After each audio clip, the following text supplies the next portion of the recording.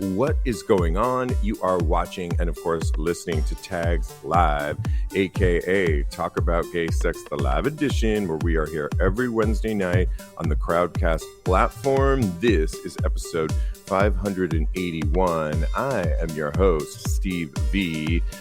Alongside on this Wednesday night, Kodi, Maurice, Doggette. How the hell you doing, Kodi? Hello, darling. I'm getting my camera ready, darling. I'm ready to get into these topics. How are you, boo? I'm good. Are you kind of cutting your head off there? Or I'll put it back up then. I wanted to show my tits. That's all I ever want to do. Okay, well, I'm sure the audience would be happy if you took your shirt off. So, feel free to. Is it that kind of party tonight? I don't know. Hey, do what you want. I love it. I am a little hot here. Okay, good. Well, we were off a week, if you didn't notice, and we are back. We were off last week because of 4th of July, and we are back. It's nice to take a little bit of a break because then you come back renewed, refreshed, and all that good stuff. I just wanted to shout out to a show that I saw last night that I took my sister to for her birthday. She's a huge fan of the book.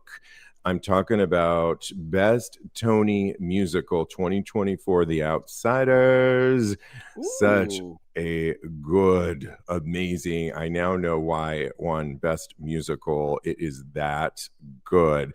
For those of you coming and making your way over to New York, I know a lot of you love to see theater.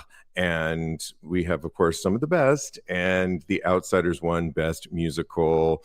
And it is so good, Kodi. I mean, from the inspired choreography that is, some of them were like gymnastics, and it's just like that, to the stage that has gravel, that's really reminiscent of the book, that is all set in 1967.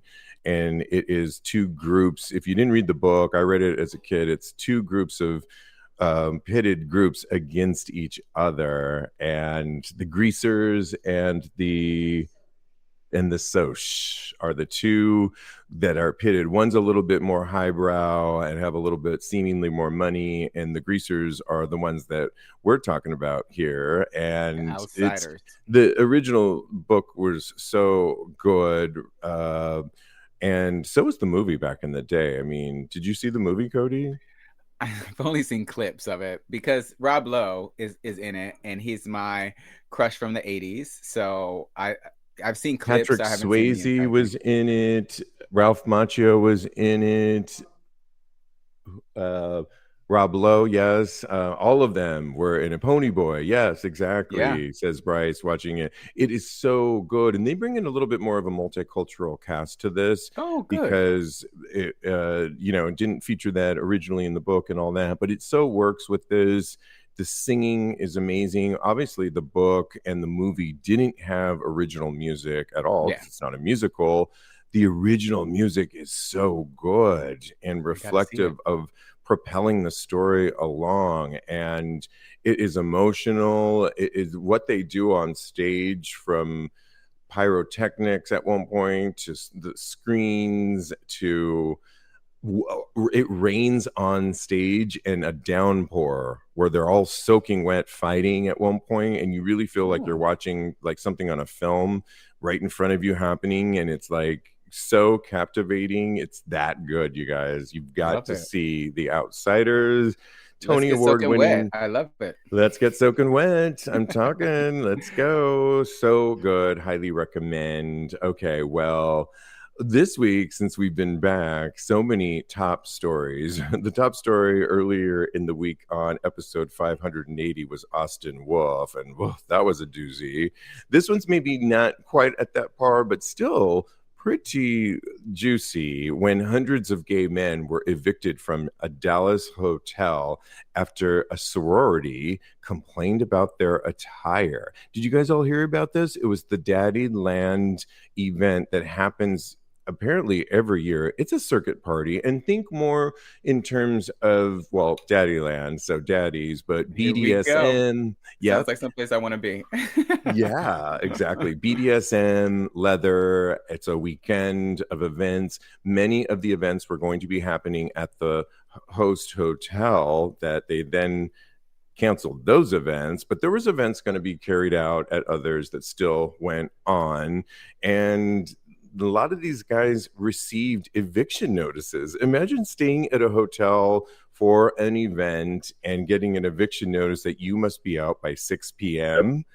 I mean, crazy, but it was the Alpha Kappa Alpha sorority members who apparently, allegedly, were also in town sharing this hotel for their biennial national convention, according to the hotel owner. And a little bit trivia on that is Kamala Harris, our vice president, will be actually speaking to this sorority, I think soon too. I'm not sure if she was in a sorority, and it might have been this one, and that's probably why she's going to be speaking to them.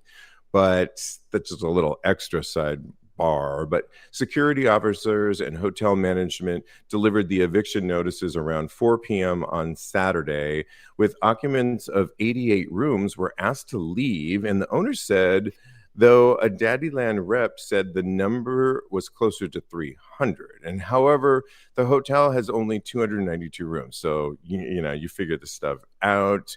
But essentially, Kodi, they were saying that they've done this in the past. This is a little hot for me. They were saying that they did this in the past before, and that they had no problems last year hosting this event, that it went off fine. So they did it again. I have a lot to say about this in a second, and then we'll discuss.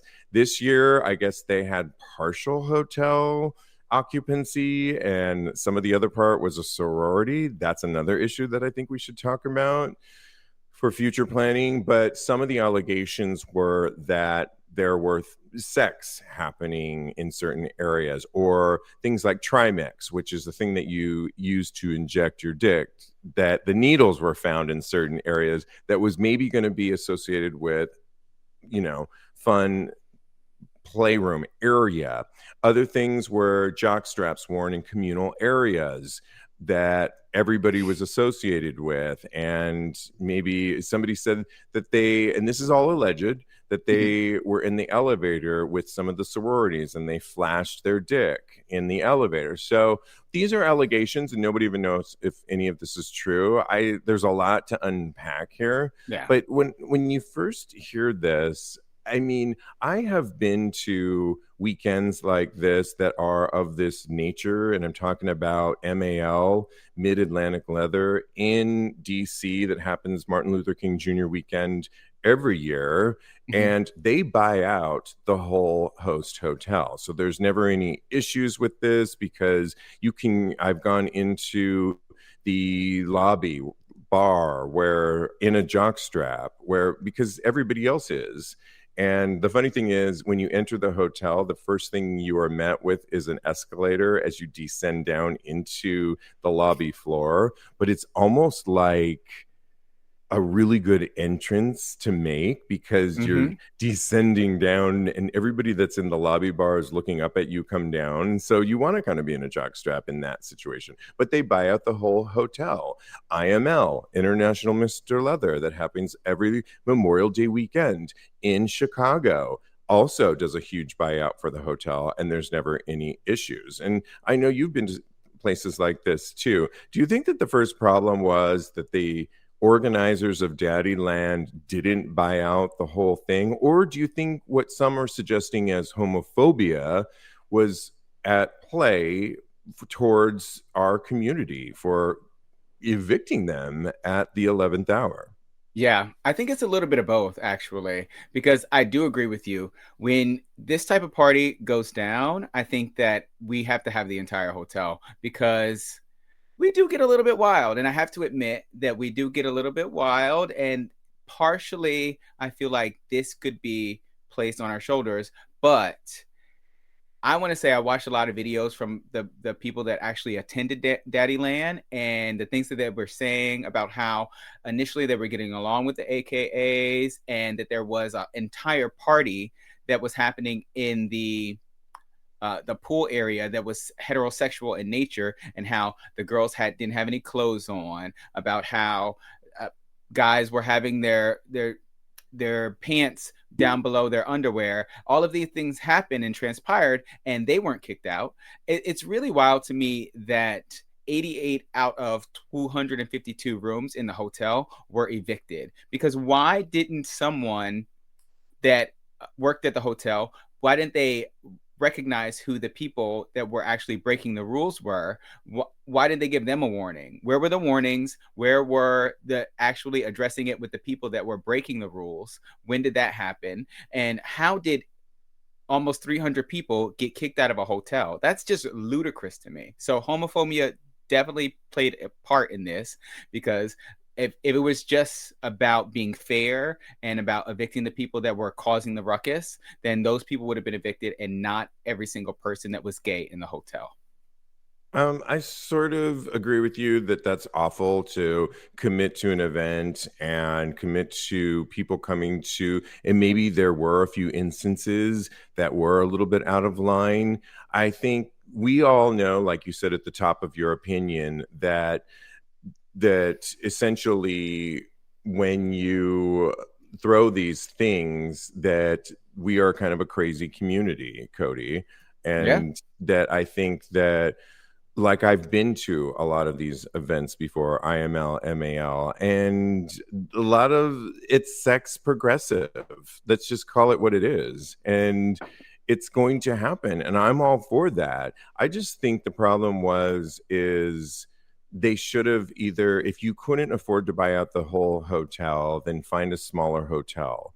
Because to mix what these kinds of situations are, that, and I don't think I would feel comfortable when I've gone to MAL, IML. I am completely comfortable in the lobby, in the elevator, in my jockstrap, in my leather harness, because I'm only around. They have a leather mart in the basement, and I know I'm with my people. This is an endorsed event. Staff are really cool, making cocktails all around the entire hotel.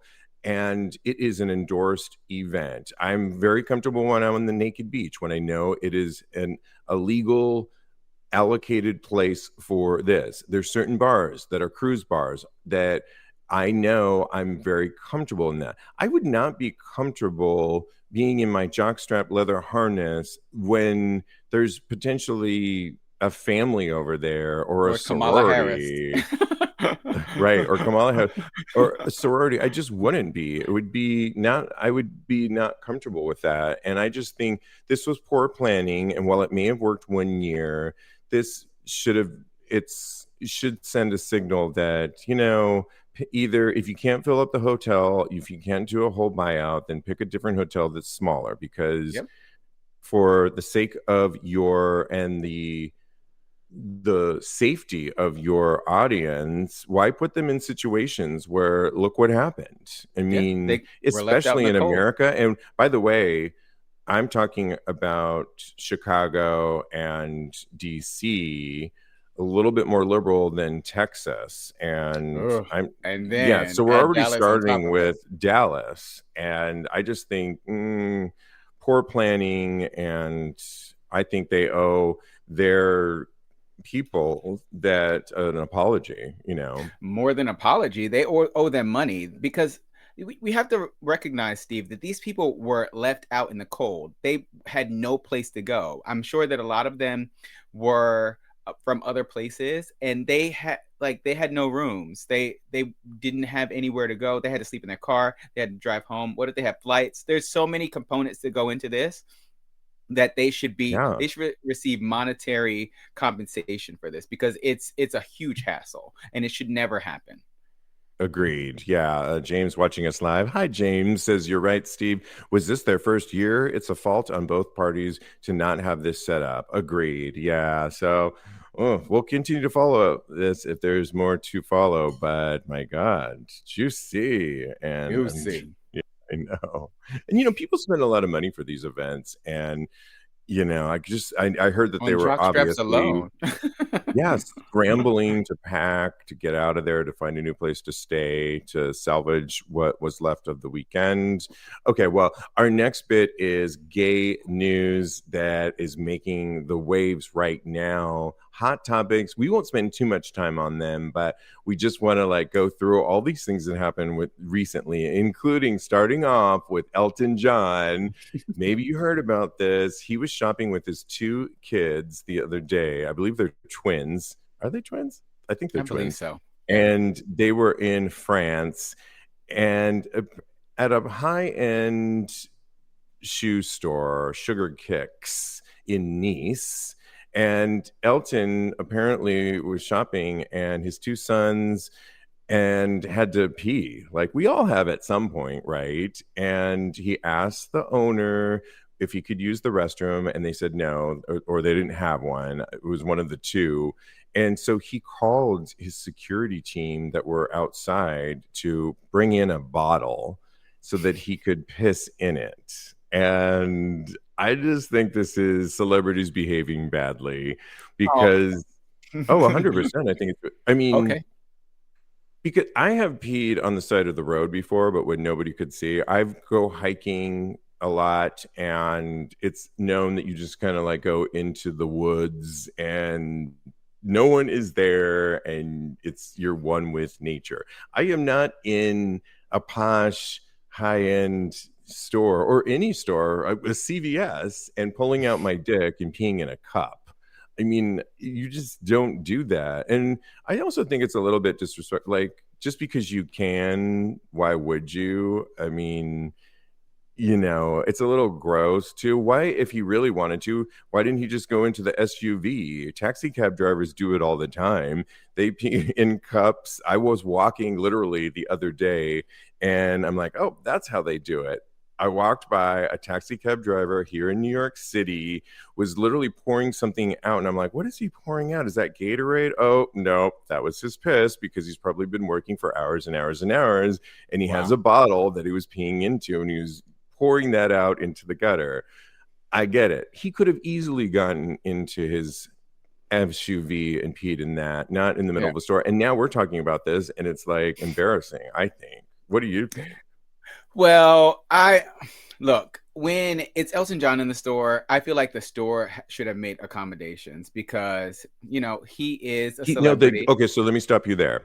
Mm-hmm. The young owner did not know who he was. Oh my goodness.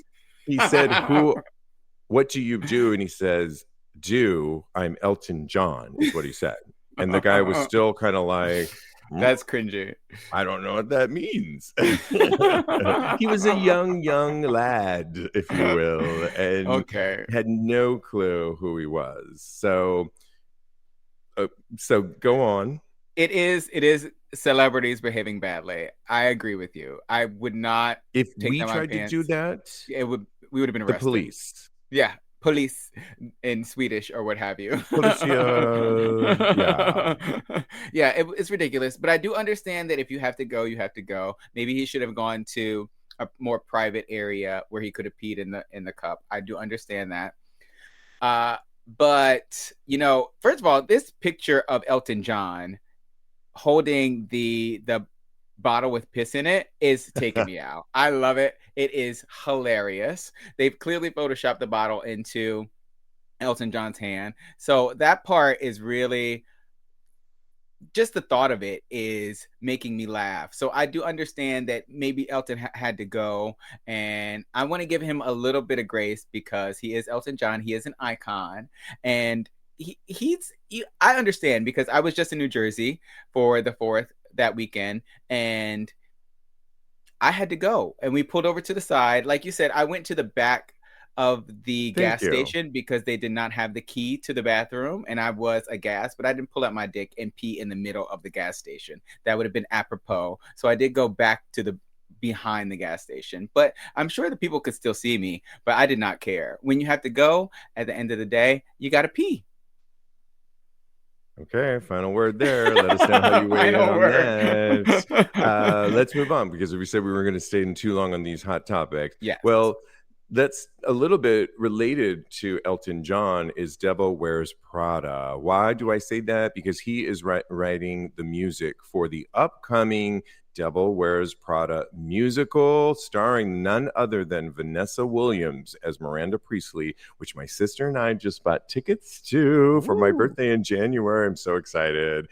Little known fact, like we are like diehard Vanessa fans, and Love her. I've seen her in theater before, and she kills it and made for this role. But that's the link over from Elton. However, gays weren't necessarily feeling another Devil Wears Prada, and I'm talking about the original, because apparently there's rumblings and talks about a sequel. That's right, you heard me right. A dream from the 2006 film, a sequel may be in the works that would include Meryl Streep back as Miranda, of course, and Emily Blunt as her former assistant are reportedly set to return. No word yet, and it doesn't even seem like Anne Hathaway may be included. If you remember in the film Kodi, she basically moved on and said fashion essentially wasn't my gig and moved on. And Anne Hathaway has also been in the media before where she said, yeah, I think I couldn't see at least my character being in a sequel because it ended kind of perfectly. But Yeah. wouldn't now Emily Blunt is such a huge star. I mean, I loved her then, Her. but those two against each other. Well, why are gays a little bit not so excited about the potential storyline they're hearing? Essentially, it would come in more modern times, not 2006, where the magazine times have moved on a little bit, right? Who's really, I mean, yes, there are magazines still out there, but it's moved on, and her magazine is failing, and digital obviously is becoming the newer thing. I can imagine a thing where Emily Blunt's character is thriving on a digital platform, and she's going to take on a descending Miranda and a failing magazine, and they're going to go toe to toe, right?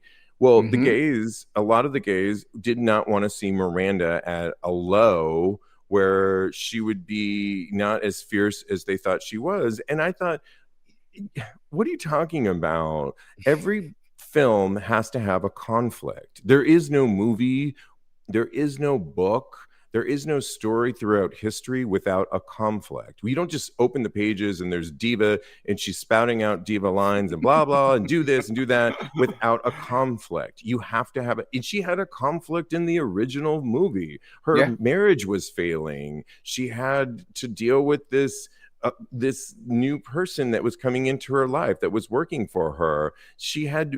There was a Spanish magazine that was going to take her role over. So the idea that she didn't have conflict in the original and that she was just diva and all we like is diva is so ridiculous. Gays, get over yourself. Know a real story. A real story is built on an arc, and there has to be conflict. Have you never read? Sorry, that's me just reading the gays that are against this potential film. And I just think in the meantime, get on board with Devil Wears Prada the musical, because let's just give that its time, which hasn't even opened in London yet. But I'm here for this. Are you here for it? And do you see at all what the gays are complaining about as usual? We did say it is Gay Wrath Month, and apparently it's true. Grr, gay wrath. No, I totally agree with you. I think that without conflict, there is no story. And what are we just telling? A peaceful nighttime bed story to kids? No, we need to see someone overcoming adversity in order to really have that full cathartic moment. So I think the gays need to relax, because as long as Mama Meryl is in the picture, we are going to get fed. Okay, she is against Emily. Right? It's going to be fantastic. And Amanda Priestley, she might be down for a second, but she's not going to be down for long. And that means that she's going to have her comeuppance. She's going to slay all the girls, and she's going to do what she's got to do. At the end of the day, she's going to be superior. So I'm here for it. I want to see it. I need to have this in my video box right now. I don't know what a video box is, but I want it there. Read the comments. Will I move on to our next hot topic? Mac Dad says, it needs Anne Hathaway. Too many people hating on Anne. I said, I love Anne. And James Hart said, I was just about to type that, Steve, what you had said earlier about having conflict and things of that nature. And Steve should write a script. I think that is a fabulous idea, James. Thank you very much. I'll collaborate. I I'll just start want with the book. 20% honey. I've had ideas of books, and yeah, so I don't know. We'll see. Do it. And then we can adapt it to a screenplay. Speaking of books, stay tuned for next Tuesday's episode 582 when our very good, the good doctor that we love on this show, Dr. Goldstein, who talks so much about our butt health, has a brand new book called Butt Seriously. Do you not love this Ooh, title? I This book love it. is like a manual that we all need. It's out now, and I'm doing a sit down with him tomorrow that will be out next Tuesday, episode 582. It is a summer read, but it is also a manual that you definitely, I've learned so much. And Tops, you need to read it too. Seriously. I mean, you learn so much. You learn so much about your anatomy too, about going to the bathroom and everything else. It's really good. So, but seriously, stay tuned. Dr. Goldstein next Tuesday, episode 582. And while we're promoting things, you can grab a tier on our Patreon page. And it's the final week of our special offer that when you grab a tier, you get special perks. And you'll be entered to watch our upcoming live stream where Kodi and I will be hosting it, sharing personal stories that you haven't heard before. But also, more importantly, Kodi will be performing brand new music, including his brand new single, Talk About It, which is really doing so well. And yeah, I'm excited for you and that. And Kodi, little tidbit, we were watching that interview that you had shared with me with Vanessa on Good Morning America, promoting Devil Wears Prada. And she said she got tired at 60 of just talking about, like, waiting for her next album to be produced because music had changed in the last several years from her last album. And she said, I'm tired of waiting around. I just need to proactively do it on my own. And I couldn't help but think of you also producing your own music. And if it's good enough for Vanessa, honey. So That's yeah. right. She's a beauty queen. Exactly. So yeah, she's a queen in general. I love Vanessa Williams, and I really want to go with you on your birthday. We're going to make it work out for sure. I love it. Yes, I would love that. Talking about somebody else that we've talked a lot about on the show that I think we all agree that we like, Troye Sivan shared a big secret. He's currently on tour right now. It's kind of a hot ticket, I think, because it's Troye and Charlie XCX. And I heard Charlie XCX on BBC Radio 1 live, and she was amazing. I don't know about her new album, but she must have just been doing all her hits. And I think the two of them are going to have an amazing show. He has been doing a lot of interviews to promote this show. And he says his big secret to confidence after being body shamed was, I'm sexy because I feel sexy. And he said, I think I'm sexy because I feel sexy, explaining that it comes from within. And the feeling, as he explained, was something he worked on after years of being subjected to the internet and critiques about his lack of sex appeal and his body. He really said that he learned it's a state of mind, and you have to really just own it to yourself to feel sexy. And I think that is a really amazing thing. I mean, what did you think when he said this, Kodi? Yeah, I'm so happy that Troye has embraced his sexiness. It's so important to your confidence and your self-worth. I've definitely struggled with something like this in my own life. And the more that I've come to realize that the sexiness comes from within me and that it's all about how I perceive myself, the better off my life has been. Like I said, I've struggled with this, and I think that previously I didn't feel or own my own sexiness. But the more I told myself that I was sexy, and the more I could look at in the mirror and say, that is a beautiful human being in general, the better off my life has been. So I'm happy that Troye is seeing his sexiness and understanding that if you don't see your sexiness, then other people won't see it as well. And there's somebody out there that's always going to find you beautiful. Then, he's preaching the gospel right there.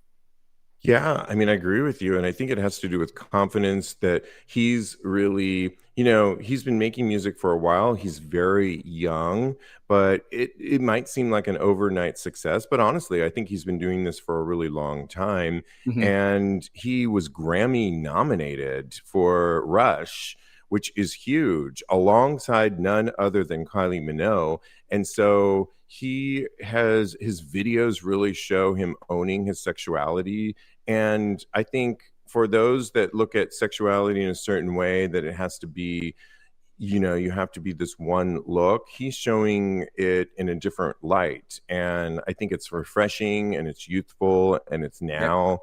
And I think when he speaks about this, that he's been trolled or he's had to come to terms with finding his own, all of that comes with yourself. You could be, have ripped abs and all this stuff. We're going to talk about some of this stuff in an upcoming topic.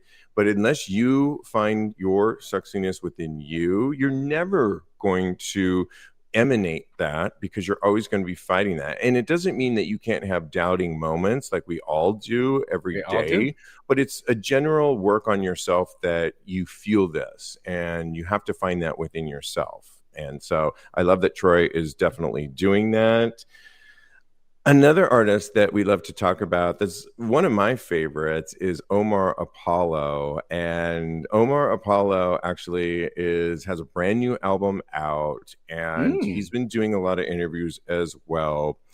He was in this funny interview, Kodi, where he says, "You want to know the ugly truth?"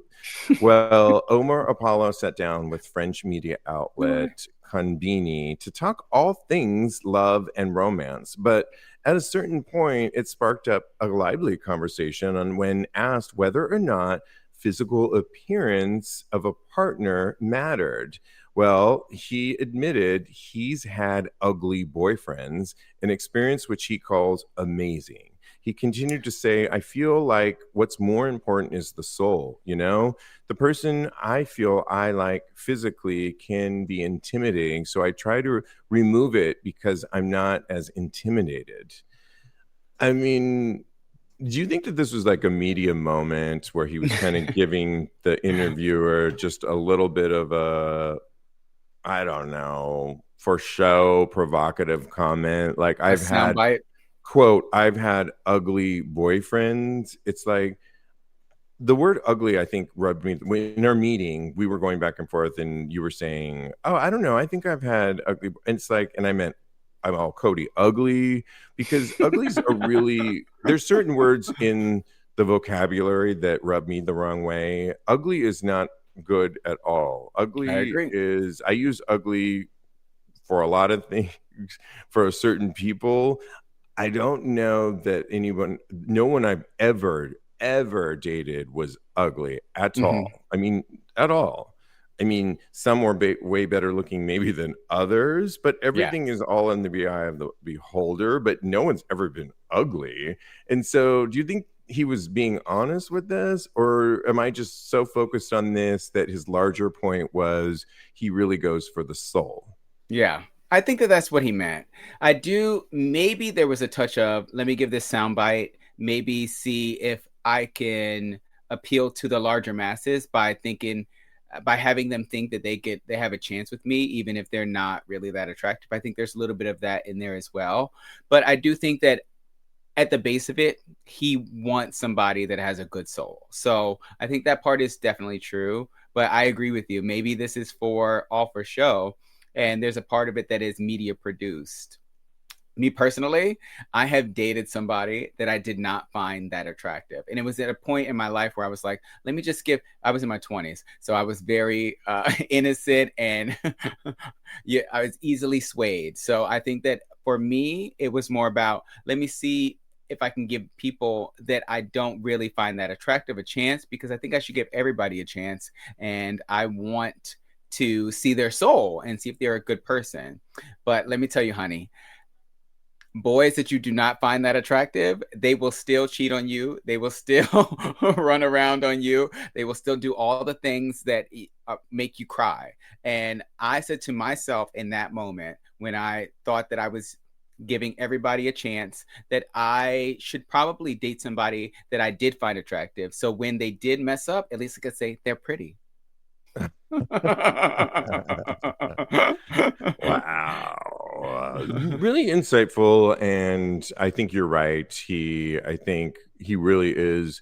I think we're all, you've all met people that you're in lust after and you really wanted it to work and it didn't work with somebody that you were just, oh my gosh, they're so beautiful and sexy and hot. But I think I have to be attracted to somebody, but then I've been attracted to a lot of people where it didn't go anywhere, or I was also, they ultimately weren't the right person at all for either of us. And I've said before, I am in a relationship right now, yay. And I'm super attracted to him. You laugh, but I mean, no. I laugh because I love you being in love. That's the only reason I'm laughing. I think it's so cute. I am, and it's great. And for somebody that have been single forever, so I just think it makes me smile. Yeah, and it was just quick sidebar on that. I don't know if I told it on the other show, but one of my longstanding BFFs from San Francisco said, he calls me Stevie. Stevie, instead of Stevie, I remember you said before, when I asked you, are you looking, what about a relationship? And he's like, I don't know now. Maybe when I'm in my 50s is when I'll settle down. And here I am in my 50s. And and I don't remember saying that at all, but he remembered and told me. And I thought that was really sweet and special. And wow. Ooh, yeah. Can you give me the winning lottery numbers, boo? Okay. Because you called that one. James, watching us live, says, I've been called the ugly boyfriend. He could have said it a different way. Sorry, James, that occurred, because I still go back to ugly is not a good word, and should never be associated with anything in your life. Like, really ugly, I mean, there's ugly things that are happening in this world. We could go back to last week's story with, now I find Austin Wolf ugly because of what he did and was accused of, and we'll see. But so I do like to say I date guys that aren't conventionally attractive, but I find them attractive. So that is a nice distinguisher that I like to have, because you could not be conventionally attractive, but I could still think you're fucking sexy as hell because of one thing or another. Absolutely. And then to round out our hot topics that have just kind of making the way is this thing called Hot Brat Summer. Brat Summer. Have you heard of this, Kodi? I've heard of Charli XCX and the whole Brat movement that she has going on with her new album. I listened to 2 songs before we came on the show because I hadn't listened to the album at all. And I think it's a banger, this album is, honestly. Yeah, well, I said, we were just talking about her, and I said I listened to her on BBC Radio, and her concert was amazing. She's a writer too, and has a lot of times we think these people come along like overnight. Has a million albums. She's written for many artists that we all know of, and so she knows what she's doing. She created this Brat Summer that one straight guy was asking, can we have a Brat Summer too? And I think the consensus was no. He said, I'm a white guy, mid-20s. I'm working at a GameStop and don't really have much of a social life, the person wrote. How can I still have a Brat Summer? I keep seeing it everywhere, but I'm not sure entirely what it means. So I guess, Kodi, if we were to say, what does Brat Summer mean? It's kind of just living a bratty summer and doing whatever the fuck you really want to do, whether it's singing and dancing loudly to loud music in your apartment, if it's parading in a down the runway on the street, if it is painting your nails neon green, it is make your drinks strong. It's kind of, but it also, according to this one person, is standing up to homophobia, transphobia, racism, and misogyny. So I don't know. I think it's a vibe more than anything else. Yeah. Then I think she created, it's just, bratty, girls gone wild a little bit, if you will, is probably the closest thing that I could think if I was to describe Brat Summer. Are you having a Brat Summer, Kodi? I'm trying, girl. I'm out here trying to live my best life in these streets. I'm back to New York, and I think that this is a great movement. But I will say it's for the girls and for the gays. That's what Charlie meant it for us. So we're going to listen to Mother because her album sounds very good from the two songs that I have heard. Nice. The straight guys, they can go out and they can have a nice Bruce Springsteen or Chris Stapleton summer. They're allies, so I'm here for that.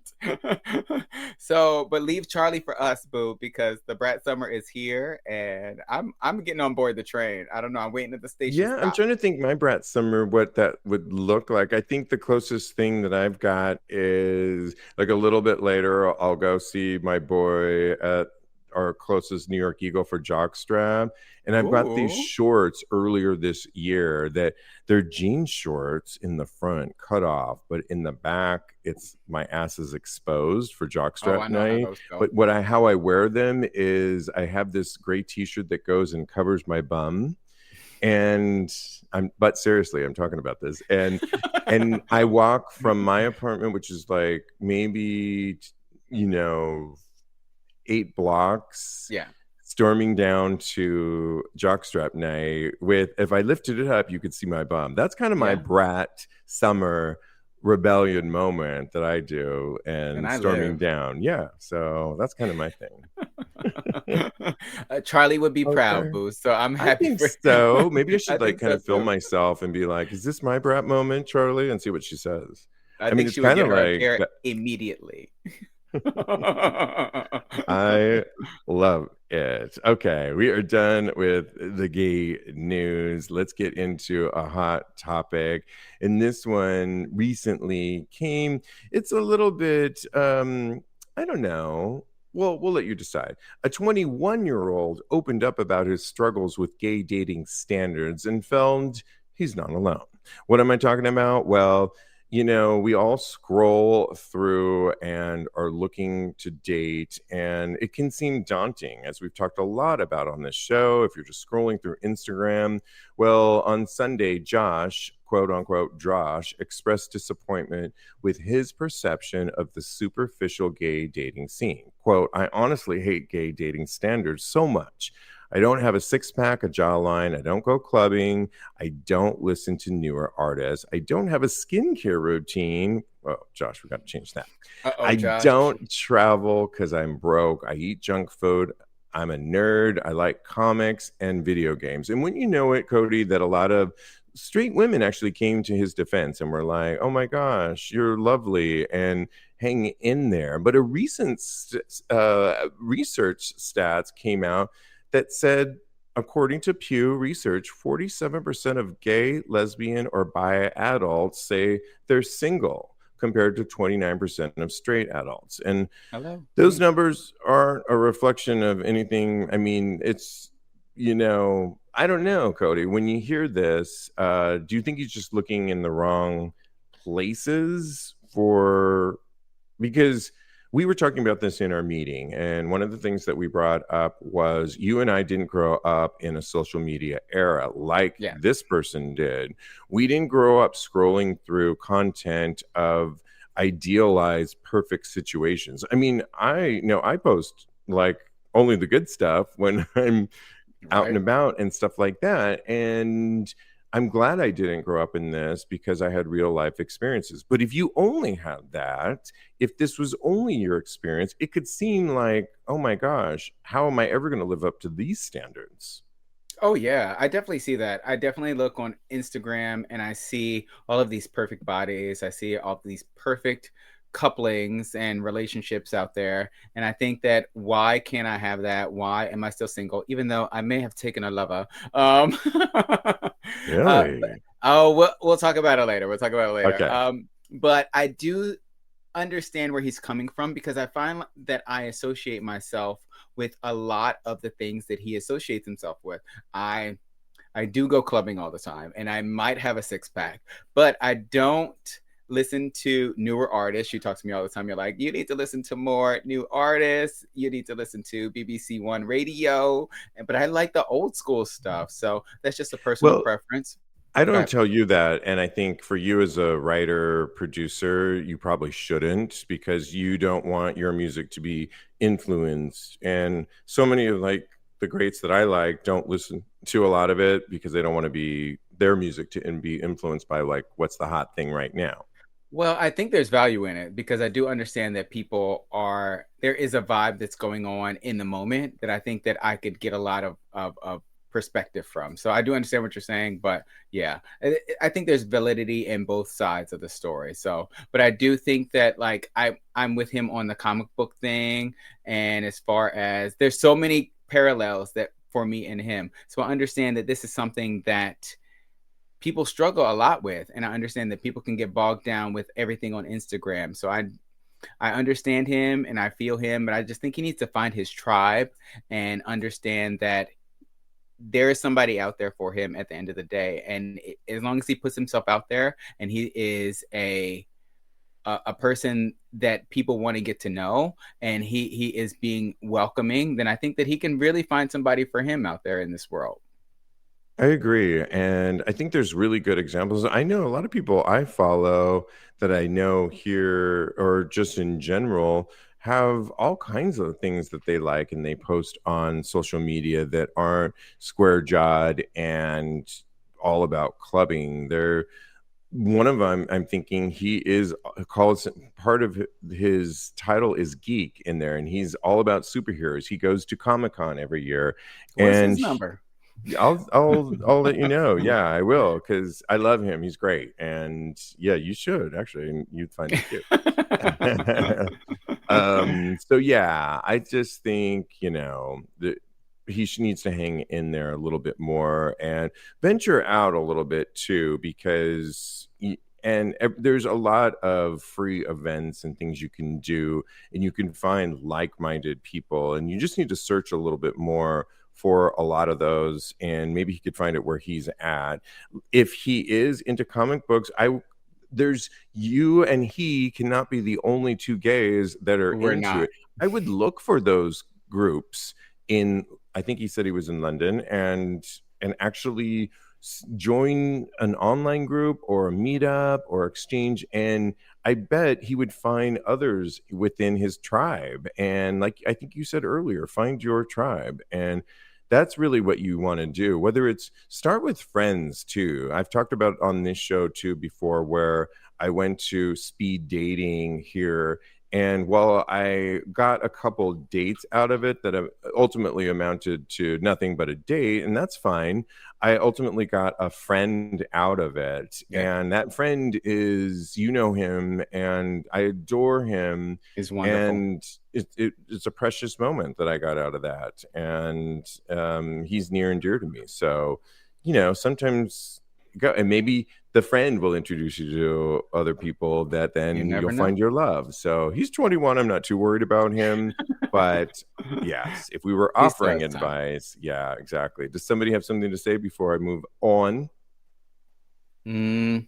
Bryce says yes to station stop. We all need a skincare routine because it is caring for our body. Can I tell you, I only use lotion on my face. I don't have a Oh, skincare routine. honey. I know. We did a I whole said that thing with earlier. Jeremy, our co-host, I and we know. both said products that are not expensive. I have one I could share with you here that's not expensive at all, but it's made for the face. Okay. All right. I'm willing to expand my. I did say something that I used to use, but now I'm just using lotion. I don't know why. I need to up my game definitely.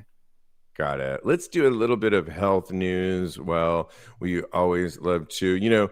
Recently, I believe it was June 27th, the Biden health officials urged it was actually National HIV Testing Day. And while that is a big messaging and we should always be getting tested, in fact, I'm due for mine to get re-upped on my Truvada. Biden health officials were also urging people while you're at it on HIV testing day or in general, not on that day, to also get tested for syphilis and hepatitis C because those happen to be on the rise. And this is really important to me because if they're seeing these numbers on the rise, Kodi, then I definitely want to get tested for these. And Hep C isn't something that I always get tested for. Do you? I feel like I've asked my doctor before if they test for the gamut. When I go, I want everything done. I talk to my doctor. I say I need to test for every single thing, and I feel like I've asked him before if he tests for Hep C and syphilis, because syphilis is super important right now because it is definitely on the rise. And he said yes. So next time I go in, I'm going to ask him again just to be sure, because you can never be too safe as far as these things are concerned.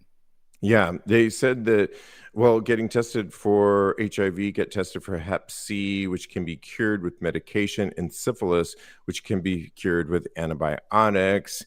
And they also explain the concept of syndemic, and that refers to synergistic interactions between multiple health treatments exacerbated by social circumstances, contributing to an excess disease burden. And apparently they're seeing a clustering of HIV, hepatitis C, and syphilis, and why it's crucial to test for all three simultaneously. And the last one, Hep C, I didn't really know, and that's not one, but like you, I will next week when I go get tested for that. And while we're at it, I am, like I said, interviewing Dr. Goldstein for his new book, But Seriously, which I think everybody should really be getting.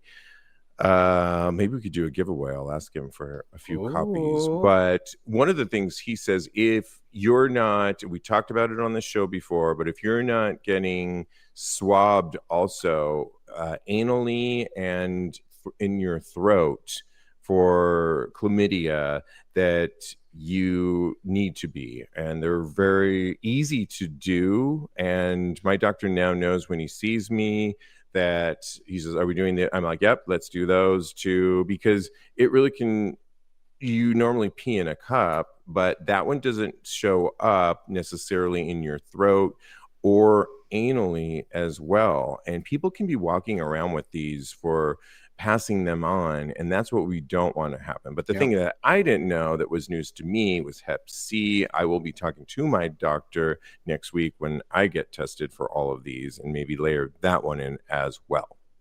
Cool. That's amazing. Yeah, I have an appointment in like 15 days. So yeah, awesome. I'll be doing the same. Okay, we're on a countdown. I get it. Love I know, right? Let's give some advice. We love to give advice on the show. And we are here for you. We'll give our handles at the end of this show where you could reach out to either one of us asking us for sex or relationship advice, or go to our website, tagspodcast.com, where you could reach us via that. We love giving solicited or unsolicited advice to you. And this one comes from Reddit, where they ask the question, how long before I say I love you? And for those of you in a relationship, how long did it take for one of you to say this? Let me read a couple things that people wrote back to him. They wrote, I picked my husband up in the back room of a leather bar on the first Sunday in July. Could we just end with that? I know, right? We're done. Question answered. He said, I love you in the last week of September the same year. Now, 30 years ago. Okay, I love that. Somebody else has said, I waited about a month after I felt it was several months into dating. I like that. I said it when we celebrated our first month anniversary, and it was great. Oh, wow. And on that very day, he gave me our promise ring. Wow, okay. There's a lot of, I think what these stories will tell you that there's no one time frame. I mentioned that I met my current boyfriend last summer, and we were so slow about it, going on hikes and just hanging out, and really took our time with all of this. It was last summer, and it really wasn't until this year, I think earlier this year, maybe the spring, and we went away to P-Town and by ourselves, and we had a really lovely time. And I thought, well, after that trip, if it goes well, I'm going to say it to him. And I knew I was going away after that fact for a while. So I thought I need to get this in, but I meant it. And thank goodness it was reciprocated. Yeah. And yeah, but it was a good, like, I don't know, half a year, over a year before we got to that point. And You then could add a baby. we've been saying it ever since, but not quite a year, but almost a year. That was my story. Kodi, what are your thoughts on when is the appropriate time to say I love you? So my rule is whenever you feel it, right? So my last relationship, I felt it probably on the very first night, but then I held on to it for about a month. So I think after a month, I started to say it, but he wouldn't say it back, which I think that is because he needed a little bit more time in order to gauge his level of whether he loved me or not. So I think that that's okay for him. So whenever you feel it, I feel like you should be able to say it and express yourself. Give yourself time to make sure that it's real, and then in that case, then you should just express your feelings. My friend who I phoned a friend, and they said that they only say it after the other person has said it, which I think is legitimate because you never know what people are out here doing. So yeah, Yeah, and I think it takes a minute to, as we've been talking, through this show, to even find somebody. So, how many times has he been in this moment, right, where he, as we're noticing, it takes a lot to get, unless he's a serial dater, yeah, it's to find yourself in a situation where that's even an option, I think, is a whole thing. And yeah, I mean, I think I was the first one. I definitely was the first one to say it hmm in my current situation, but it was reciprocated back. And I kind of knew just the way things were going, the way we were. It wasn't overnight, it was months and months and months. And it was post a long weekend. We didn't kill each other on that getaway trip that we took with each other. In fact, hmm it was actually really lovely and amazing. And so yeah, I just moved forward with the feelings that I was feeling. Didn't yeah, change a whole lot in terms, other than we really love each other and we want to be together. So yeah. yeah, that's it. I Yeah. love it. I think being vulnerable is the basis of a relationship. So I think that as soon as you feel it, put yourself out there and hopefully everything will work out. But if it doesn't, then that's a learning experience for the future. Absolutely. And Bryce watching us says, my ex would never say, I love you back. Thousands of dollars later, trying to earn his love, it didn't work out. Oh, no. Oh, I'm Yeah. sorry, baby. Right. Yeah. You can't. Sorry, Bryce, because I think you can't force love. It's a two-way street. And money never is the answer, I think. Right. I'm pretty sure. Yeah. It's I not. know. And so, yeah, but Sorry, baby. yeah. Okay. Lastly, it's Thirst Trap, and we love this. It's by Straight Up Gay Porn, and right now, I believe it's a recap. So Straight Up Gay Porn does their recap of who took the best porn shot of the week. This week, it's 13 gay porn stars, and it's pretty decent grouping of guys. Go to tagspodcast.com if you're listening to this reference, episode 581. It's our job on an audio podcast to vividly describe which one took our fancy and why on an audio podcast, and we'll do our best. I'll start right now. I think mine goes to a threesome of a batch known by, was that your pick? No, no, no, no, no, no, Okay, no. good. I think it's in the chat though. Okay, so Mario Galeno, Yeah. Evan Canalu, and Leandro Harry Dom XL are in this perfect pose where two of them are these pillars.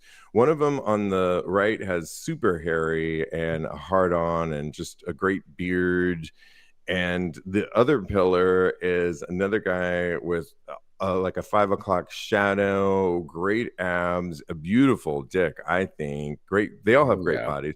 And in the middle, I believe, is the one known as Leandro, or no, excuse me, Evan Canalou, and he's kneeling down, also hard, but in between these two dicks. And this is a threesome I would want to watch. I just think Mm, they're all they or have being. a connection, and it looks like I want to see what's next. And yeah, it's kind of delicious, and I am all here for it. Which one did you pick and why?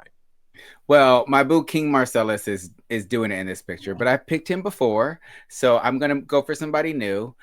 My winner this week is Andres Milan, and that's also in the chat. And it looks like he's in a baby pool, but we're gonna go with jacuzzi for this because just for my mind, okay? He's skinny dipping, which is one of my favorite pastimes. And he's got this cute ass that's above the water. It's on full display, and his handsome face is right in front of the center of the camera. And his hair is dark and wet, and he's got this full beard, and he is absolutely stunning. So he's going to be my Well, pick. you did well because your King Marcellus, your original pick, is number one currently. Okay, see? And Andre Milan, who's your current pick, yes, is number 3. So you apparently are with the people. Mine's all the way down. Mine's not at the bottom, but mind you, these are the top picks. So really all of these are. If you do go to this site, vote, because this keeps this going, and it's a simple click that vote. And what are people saying? Doug says Andre Milan as well. So does Bryce. For him, James says, oh, the one I said. Okay, James, we're always in sync. I love that. I know, you guys. That's awesome. Come on now. Oh my gosh, this has been so much fun. We want to thank our virtual audience, because without you, this isn't as much fun. So thank you for weighing in. We really appreciate it. This show, of course, gets repackaged wherever you get your podcast, episode 581. Go to tagspodcast.com as well. Don't forget, grab a tier on our Patreon page and get extra special perks. There's some really good ones right now. You don't want to miss it out. Plus, if you do it this week, you'll be entered to get our upcoming live stream with Kodi and myself. He'll be singing new music, including his brand new single, Talk About It, inspired by this show. Go to patreon.com/tags podcast. Grab a tier. We really appreciate it. You can follow my co-host. He's a life coach. Follow him at KMD Coaching on Instagram, or his personal account at Mr. Maurice. Mr. Maurice. Follow me on the gram. I am _Steve V, or go to my Twitter account or X at Tags Podcast, where you get a preview of my Just for Fans or OnlyFans and new content coming out next week, and from there on afterwards.